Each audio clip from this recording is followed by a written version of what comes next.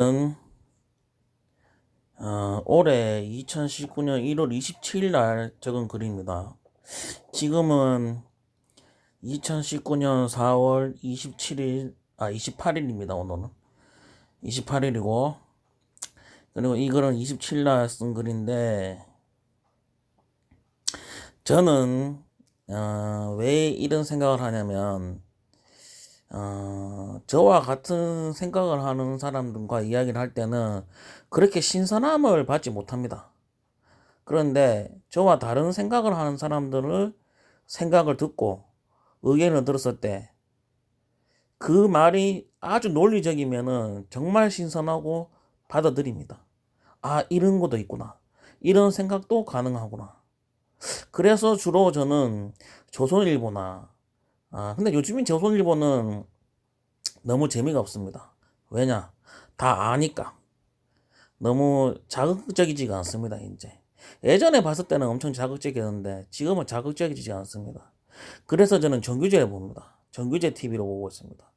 정규제 TV는 정말 뭐랄까 저희 뒤통수를 여러 번 때립니다. 정규제 TV는. 그래서 정규제 TV를 자주 보고 있습니다. 정규제 TV가 이때가 언제냐면은 아까도 말했듯이 1월 27일 일요 대담이라는 이 정규제 프로그램인데 이때 교수 하나를 불러가지고 동국대 경제학과 김낙년 교수랍니다. 일제 수탈론의 진실. 그러니까 일제가 조선민을 수탈하지 않았다라는 뭐 그런 말인데 이제 여기에 대해서 참 대단하다고 생각합니다. 다들 일제가 조선을 수탈했다고 하지 않습니까? 근데 왜 일제가 조선을 수탈하지 않았을까요? 이 사람의 말은 뭐냐면 정당하게 돈을 지불했다 이겁니다. 그러니까 지주가 그 당시에 이제 쌀을 생산하면 일본인이 이렇게 뺏어가지 않고 정당하게 돈을 지불하고 쌀을 사가서 일본 자기네들 고국에 가져갔다는 겁니다. 그래서 이거는 수탈이 아니라는 겁니다. 왜냐? 돈을 정당하게 지불했기 때문입니다. 자, 이 의견에 대해서 과연 우리 감정으로서 이해가 갈까요? 안 갈까요? 충분히 갈 수가 있죠. 왜냐? 돈을 지불했으니까 당연히 사가는 건 당연히 내가 어디를 가든 돈을 내가 당연히 정당하게 지불했으니까 내가 어디를 가져가든 내 마음 아닙니까? 자유 시대니까. 자, 그런데 여기에 허점이 있습니다. 그 허점을 내가 한번 이야기를 해보겠습니다.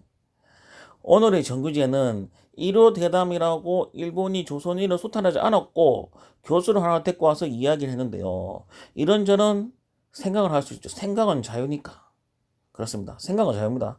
그런데 이런 이야기를 듣고 옳소 하고 미개한 조생진이라고 한글을 쓰면서 일본을 찬양하는 시청자들이 저는 더 경악스럽더라고요. 그러니까 댓글창이 올라오지 않습니까? 그 댓글 올라오니까는 이랍니다. 이제 미개한 조생진 한글로 쓰고 있습니다. 자기도 조선인이면서 한글로 미개한 조생진이라고. 아, 그리고 일본하고 통일해야 된다고 합니다. 일본하고 이 시청자들이. 과연 이 시청자들이 한국 사람이 맞는가? 좀 의심스럽긴 한데 한국어를 잘 쓰는 거 보니까 확실히 한국 사람이 맞기는 맞는 것 같습니다. 어쨌든 넘어가겠습니다.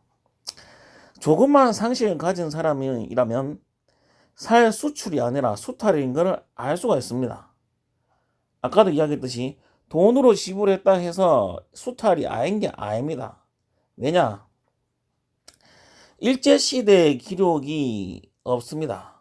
없으니까 그들이 주장하는 그러니까 이 사람들이 주장하는 거는 뭐냐면 이승만과 박정희를 거의 신격화시켰습니다. 그 신의 아들 박정희 시대.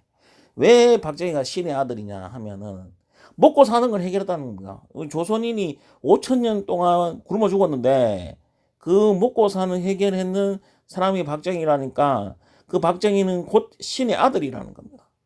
그 신의 아들 시대 때를 내가 잠시 한번 보겠습니다. 왜냐 기록이 있으니까. 그 당시에 살이 부족해서 술도 만들지 말았겠습니다. 그 신의 아들 박정희가 보리도 섞어 먹으라 했습니다. 그 신의 아들 박정희가. 왜냐 쌀이 없으니까 국가 정책을 내세웠습니다. 보리 섞어 먹으라고, 술도 만들지 말라고, 쌀 없다고. 또 일제시대 30년 후 60년, 70년, 80년대 초까지 보릿고개란 말이 있었습니다. 그러니까 일제시대가 1945년, 6.25, 50년, 그러니까 50년, 60년, 70년, 80년대 초까지 보릿고개란 말이 있었습니다. 그 말은 쌀이 없었다는 겁니다. 이 조선 땅에 쌀이 없었기 때문에 보릿고개란 말이 있었다는 겁니다. 자, 신의 아들이 집권했을 때도 국민이 배고파서 쌀이 부족했는데 식민지 시대 때는 신의 아들이 박정희가 없었습니다. 그런데 쌀이 남아 돌아가가지고 수출했냐 이겁니다. 조선 땅 안에도 쌀이 부족했는데 일본으로 쌀을 빼돌렸다면 수탈이지 그게 어떻게 수출이냐는 겁니다. 이게 바로 제 생각입니다. 우리가 먹어야 합니다. 우리가 먹어야 하는데 팔기 싫다는데 억지로 몇 푼 던져주고 나는 정당하게 돈을 지불했으니 수탈이 아니다? 이게 바로 깡패죠. 깡패. 나는 팔기 싫다 하는데 억지로 돈 몇 푼 던져주면서 가져가는 게 이게 왜 수탈이 아닙니까? 이게 수탈이지. 지금 중국에 전 세계 곡물 생산량이 1위입니다. 1위. 전 세계. 근데 중국은 곡물 수출을 하지 않습니다. 절대로 하지 않습니다. 곡물은. 왜 그럴까요? 자기들 백성들이 먹어야 되기 때문이야. 중국 쌀 한번 들어봤습니까? 중국 쌀. 미국 쌀은 있어도 중국 쌀을 들어봤습니까? 중국 쌀은 없습니다. 왜냐? 중국 쌀은 자기들이 먹어야 되기 때문에 수출하지 않는 겁니다. 자기들이 먹어야 되기 때문에. 전 세계 곡물 생산 1위인데도. 근데 미국은 쌀을 먹지 않으니까 이 쌀을 만드는 이유가 팔기 위해서, 수출하기 위해서 만든 겁니다. 그래서 미국은 수출을 하는 겁니다. 이런 상식적으로 조금만 생각해도 일제시대 조선사리를 수출했니 이런 논쟁거리가 안 되는데 이 사람들을 보면은 정말 나치 90대 할배들을 잡아들이는 독일과 프랑스가 반민족 행위자를 아직도 잡아들이는 이유가 저는 다 여기 있다고 봅니다. 자, 결론을 다시 한번 이야기해 보겠습니다. 신의 아들 박정희 시대 때도 굶어 죽었습니다. 전두환 시대 때까지 굶어 죽은 사람이 있었습니다. 그런데 식민지 나라가 없는 백성들이 잘 먹고 잘 살았겠습니까? 당연히 굶어 죽었죠. 그런데 먹을 것도 없는데 그 살을 수출했다. 이게 수출입니까? 당연히 수탈이죠. 여기까지 하겠습니다.